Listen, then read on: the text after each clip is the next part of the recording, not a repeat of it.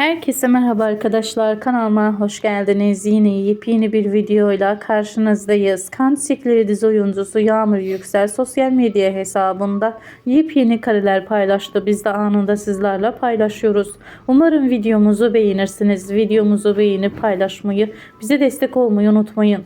Bir sonraki videomuzda görüşürüz. Hoşça kalın, iyi seyirler, sağlıklı kalın, mutlu kalın.